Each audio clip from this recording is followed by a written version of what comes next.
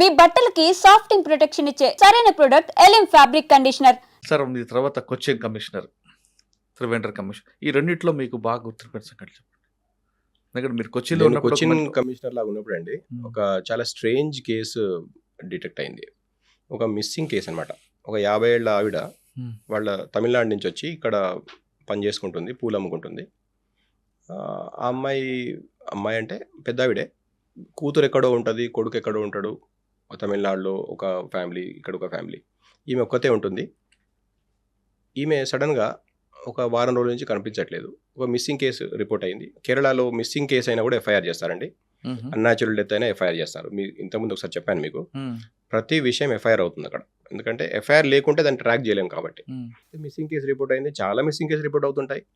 ఇంకోటి 50 ఏళ్ళ ముసలా, middle age అయినా సరే 50 ఏళ్ళ ఆవిడ అంటే యంగ్ కాదు కాబట్టి, ఇంకోటి తమిళనాడు, ఇక్కడ ఆమె కాదు, ఇక్కడ ఒక ఫ్యామిలీ లేదు, కంప్లైంట్ ఇవ్వలేదు అని ఇగ్నోర్ చేస్తారు జనరల్గా. కానీ కేరళ పోలీసులో ప్రతి కేసుని ఫాలోఅప్ చేసే సిస్టమ్ ఉంది అక్కడ. ఎందుకు మిస్ అయింది అని మాకు అనుకుంటుంటే, మా ఒక ఆఫీసర్ నా కింద డీసీపీ ఉండేనండి. మంచి ఆఫీసర్, చాలా Sasidharan, very very experienced officer, ace officer. అయితే ఆయనకు ఒక డౌట్ వచ్చింది. Out of his experience, 50-year lady going missing and not from Kerala and her son and daughter staying somewhere else అనగానే ఆయనకు కొంచెం ఎంక్వైరీస్ కొంచెం డీప్గా చేశాడు.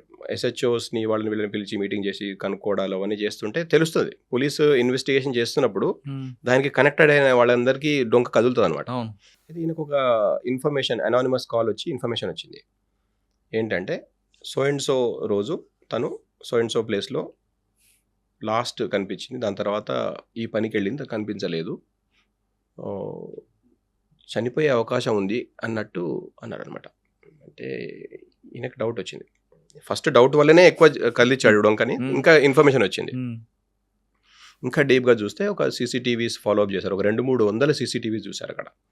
చూస్తే ఒక ప్లేస్లో తను రెగ్యులర్గా వెళ్ళే ఒక రూట్లో ఒక బండి ఎక్కుతుంది. ఆ బండి ఫోన్ నెంబరు దాన్ని ఫాలోఅప్ చేస్తే వేరే ఒక డిస్ట్రిక్ట్, పత్తనంతిట్ట డిస్ట్రిక్ట్లో, అంటే ఒక 200 కిలోమీటర్ల అవతల ఒక ఊర్లోకి వెళ్ళి, మా సీసీటీవీ అక్కడ ఉండదు కదా ఇంకా ఫర్దర్గా, అక్కడ ఒక ఏరియాకి వెళ్ళింది. దాని తర్వాత మా ఫేస్బుక్ అనాలిసిస్, తర్వాత కాల్ అనాలిసిస్ అంతా చేస్తుంటే మాకు కొన్ని క్లూస్ దొరికినాయి అనమాట. చేసి ఒక ఇంటి వరకు వెళ్ళగలిగాం మేము. ఆ ఇంటికి వెళ్ళగలిగితే ఆ ఇంట్లో ఉన్న ఒక కపుల్, వాళ్ళని క్వశ్చన్ చేశాం. చేస్తే అసలు కథ ఏంటంటే, ఈవిడని ఒక అక్యూజ్డ్ తీసుకెళ్ళి అక్కడ నరకయాతనలు పెట్టి, ఈ కపుల్తో సహా ముగ్గురు కలిసి నరకయాతనలు పెట్టి, అక్కడ రేప్ అనే చాలా చిన్న విషయము, చంపి కొన్ని పార్ట్స్ తిని, హ్యూమన్ సాక్రిఫైస్ చేసి తిని అక్కడ పాతి పెట్టారు. అంటే క్యానిబాల్స్ అని విన్నారా? హ్యూమన్ ఫ్లెష్ని తినే ఒక ఒక ఒక సైకలాజికల్ ప్రాబ్లం ఉన్న మనిషి అనమాట వీడు, ఈ అక్యూజ్డ్. ఈ ప్రాబ్లం ఉన్న వాళ్ళు ఏం చేస్తుంటారంటే, వేరే వాళ్ళకు కూడా ఇది నేర్పిస్తాను ట్రై చేస్తుంటారు. ఈ కపుల్కి కూడా నేర్పించాడు వాడు. నేర్పించి వాళ్ళు కూడా తిన్నారు, వండుకొని తిని పాతి పెట్టారు. చూడండి ఎంత స్ట్రేంజ్ కేసు. ఇండియాలో అవుతుందా? అట్లాంటి కేసు డిటెక్ట్ చేశాము. ఇది ఇట్లాంటి మా ఆఫీసర్ అన్నాడు, సార్ ఇది మాత్రమే కాదు, వేరే కేసు తప్పకుండా ఉంటుంది అన్నాడు. ఎక్స్పీరియన్స్తో చెప్పాడు. యాజ్ ఎన్ ఆఫీసర్ మనకి మన ఎక్స్పీరియన్స్ ఆఫీసర్ చెప్పినప్పుడు మనం వినాలి, కొట్టిపారేయకూడదు. ఇంకా ఉంటాయి ఇట్లాంటి కేసెస్, వీనికి సంబంధించినవి ఉంటాయని మేము దాని వెనకబడ్డాం.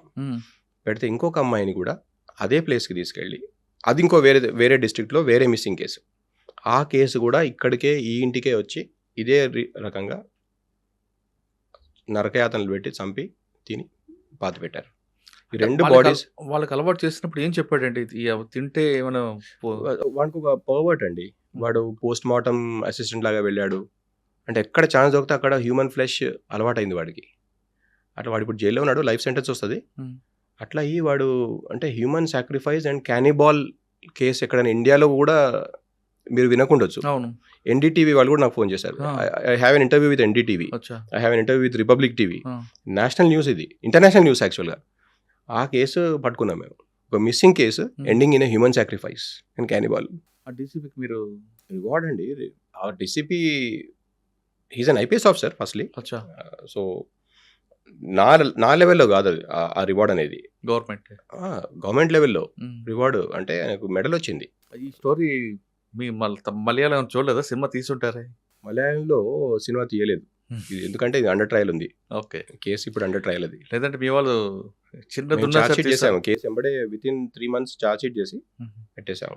ఏం మాత్రం చిన్న స్టోరీ ఉంటే మీ వాళ్ళు సినిమా తీస్తారు కదా. ఇంకొంచెం టైం ఉంది దీనికి సినిమా వస్తది కావడానికి. వస్తుంది తప్ప. చిన్న ఈగో మీద కూడా సినిమా తీస్తారండి మీ వాళ్ళు. ప్రతి విషయం చాలా రీసెర్చ్ చేస్తారు. ఈగో అది. ఇప్పుడు మీకు భీమ్లా నాయక్ లాంటి సినిమా చూసారంటే అది అయ్యప్ప క్వశ్చన్, అది ఏం లేదు, స్టోరీ అంతా ఈగో. అవునవును. ఓకే, త్రివేంద్రంలో తర్వాత కొచ్చిలో ఇంకా వేరే కేసెస్ కూడా ఉన్నాయండి, చాలా gruesome cases. Father killed his own daughter. ఎందుకు? వాడికి చాలా అప్పులు అయినాయి. అప్పులైనాక ఒక దగ్గర ఆల్రెడీ అప్పులయ్యి అక్కడ నుంచి ఊరు పేరు అంతా మార్చుకొని ఇంకొక దగ్గర సెటిల్ అయిపోయి అక్కడ ఫ్యామిలీని సెటప్ చేసి వాడు ఇక్కడ కూడా మళ్ళీ అప్పులయ్యి ఆ పాత వాళ్ళు ఇక్కడ వీడిని ట్రాక్ చేసి వస్తున్నారు అని తెలిసి మళ్ళీ ఇక్కడ నుంచి ఇంకొక ఐడెంటిటీ క్రియేట్ చేయడానికి ఇక్కడ పాత ఫ్యామిలీ కానీ ఇక్కడ గుర్తులు కానీ తీసేయడానికి సొంత కూతురుని చంపాడు. చంపి వెళ్తుంటే పట్టుకున్నాం మేము. చాలా అది ఒక పెద్ద హంట్. కర్ణాటకలో పట్టుకున్నాం వెళ్ళి మేము. ఇట్లాంటి కేసులు చాలా ఉంటాయండి. అంటే మనకు కూడా ఇక్కడ కూడా ఉంటాయి, కానీ ఇంత డిఫరెంట్ క్రైమ్ కనిపించదండి. చాలా ప్యాథెటిక్ అండి. అసలు పోలీస్ ఆఫీసర్స్ ఫీల్డ్ లెవెల్లో జాబ్ చేస్తున్నప్పుడు ఇట్లాంటి కేసెస్ చూస్తే వాళ్ళ మైండ్ ఎంత ఎఫెక్ట్ అవుతుంది చూడండి. అందుకని పోలీస్ ఆఫీసర్స్ కూడా కౌన్సిలింగ్ అవసరం. ఆ ఎస్ఐలకి కానిస్టేబుల్కి వీళ్ళని క్వశ్చన్ చేసిన వాళ్ళకి వాడి సంగతులు తెలుస్తుంటేనే ఒక రకమైన పిచ్చి లేచిపోతుంది అనమాట. ఏంటి ఇంత ఘోరమా అన్నట్టు. కాబట్టి మన డిపార్ట్మెంట్లో మేము కౌన్సిలింగ్ ఏర్పాటు చేస్తాం. ఎందుకంటే నార్మల్ కావాలి మనిషి మంచి ఇట్లాంటి కేసులు చేశాక. అదే ఇంటరాక్షన్ లో వీడిని పిచ్చి లేచి వాడిని కొట్టి ఏం చేసినా ఇష్యూ కదా, డిస్టర్బ్ అవుతుంది మైండ్. ఎందుకంటే ఇన్వెస్టిగేషన్ డీప్గా చేస్తున్నప్పుడు సైకాలజీలో దాన్ని ట్రాన్స్ఫరెన్స్ అంటారండి. వీళ్ళు కూడా కొంచెం ఎఫెక్ట్ అవుతారు. థాట్స్ అఫెక్ట్ అస్. కాబట్టి దాన్ని నార్మలైజ్ చేయడానికి కౌన్సిలింగ్ చేపిస్తాం రెగ్యులర్గా ఉంటుంది. ఓకే, త్రివేంద్రంలో మీకు మెమరబుల్? త్రివేంద్రంలో కూడా చాలా కేసెస్ అయ్యాయండి. త్రివేంద్రంలో లా అండ్ ఆర్డర్ విషయం చెప్తా. ఇప్పుడు ఇన్వెస్టిగేషన్ చెప్పాను, పోలీసులో intelligence, investigation, law and order ఇవన్నీ ఉంటాయి కదా. అక్కడ ఒక సీ పోర్ట్ పెట్టాలి. చాలా దానికి అపోజిషన్ ఉంది, ఎస్పెషల్లీ కోస్టల్ ఏరియా కాబట్టి. దాన్ని ఎట్లా చేయాలి అనేది మేము దాని స్ట్రాటజీ ఎట్లా చేసామనేది మీకు బ్రీఫ్గా చెప్తా. ఆల్రెడీ 1 సంవత్సరం ముందు, నేను రాకముందు, ఈ అక్కడ చాలా గొడవలు అయ్యి పోలీస్ స్టేషన్ తగలబెట్టి, జీప్ తగలబెట్టి, పోలీస్ వాళ్ళని కొట్టి చేసిన ఒక ప్లేస్ అనమాట అది. దాని తర్వాత నేను టేక్ ఓవర్ చేశాను అనమాట. ఇంకా ఆ సీపోర్ట్ అనేది ఇనాగ్రేట్ చేయాలి, అది నా task. There are many other things, but అది కూడా చేయాలి. చాలా పొలిటికల్ కానీ కమ్యూనల్ కానీ చాలా విషయాలు ఉంటాయి దాంట్లో. మనం చాలా బ్లైండ్గా వెళ్ళి కొట్టి చంపి కాల్చి ఫైరింగ్ చేస్తే లేడీస్, చిల్డ్రన్ కూడా చనిపోవచ్చు. వాళ్ళు కాకుండా ఎవరైనా కూడా ఫైరింగ్లో చనిపోవచ్చు. అయితే ఇక్కడ కర్ర అంటాం కదా మనము, కర్ర విరగకూడదు, పాము జావాలి. ఆ స్ట్రాటజీ చేశాను ఇక్కడ. పాత కేసులన్నీ తీసి, ఇది యాక్చువల్గా యంగ్ ఆఫీసర్స్కి నేను చెప్తాను అనమాట ఎట్లా చేయాలి ఒకటి అనేది. పాత కేసులన్నీ తీసి వాటి అక్యూజ్ని లిస్ట్ చేసి వాళ్ళకి మెల్లగా సిమ్లో వేడి పెంచుతాం అనమాట. సిమ్లో వేడి పెంచి వాళ్ళకి బీపీ పెంచుతాం అనమాట. బీపీ పెంచి ట్రబుల్ మాంగర్స్ పాత కేసులు తీసుకొచ్చారు వాళ్ళందరూ. చిన్నగా ముందు ఎట్లా చేసామనేది మీకు చెప్పట్లేదు ఇక్కడ. అన్నీ మీకు కొంచెం ఐడియా ఉన్నట్టుంది. అలాంటివన్నీ తీసి సిమ్లో పెట్టామన్నమాట. సిమ్లో చాలా సేపు పెట్టేసరికి వేడెక్కుతుంది కదా. వేడెక్కినాక మనకు ఈజీ కదా పని. అట్లా చేసి మంచి బందోబస్తు చేసి, ఇంకోటి సముద్రం కదా, సముద్రంలో చాలా బలం ఉంటుందండి అక్కడ ప్రొటెస్టర్స్కి. ఒక 1000 boats వచ్చేస్తాయి ఒక్కసారి. 1000 boats వచ్చేసి పోర్ట్ కాదు కదా, ఇక్కడ ఏం కదలనివ్వరు అక్కడ. కాబట్టి you have to dominate the sea side also.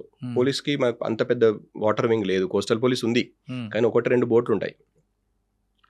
అయితే వాళ్ళ మధ్యలో ఉన్న ఈక్వేషన్స్ అర్థం చేసుకొని ఇక్కడ పక్క డిస్ట్రిక్ట్, అక్కడ పక్క స్టేట్, ఇక్కడ వాళ్ళతో లైజన్ చేసి అక్కడ బందోబస్తు, ఇక్కడ బందోబస్తు చేసి, సముద్రంలో బందోబస్తు చేసి, ల్యాండ్ సైడ్ బందోబస్తు ఎట్లాగో చేస్తాం కదా పోలీసులో, సముద్రం బందోబస్తు, ల్యాండ్ సైడ్ బందోబస్తు, drones, okay. Sea, water, air, all 3, land, water and air dominated చేసి ఇక్కడ సిమ్లో పెట్టి ఇక్కడ ఇనాగ్రేట్ చేశాం అనమాట. మీకు కట్టే కొట్టే తెచ్చా అని చెప్పాను మీకు. అందరు ఇట్లా చూస్తున్నారు, ఇనాగ్రేషన్ అయిపోయింది, వాళ్ళ తేరుకుల్లో అందరూ బయటకు వచ్చి ఉంటారు. ఇంకా తేరుకోలేదు ఇప్పటిదాకా. ఇప్పుడు ఇంకేం చేయలేరు కూడా.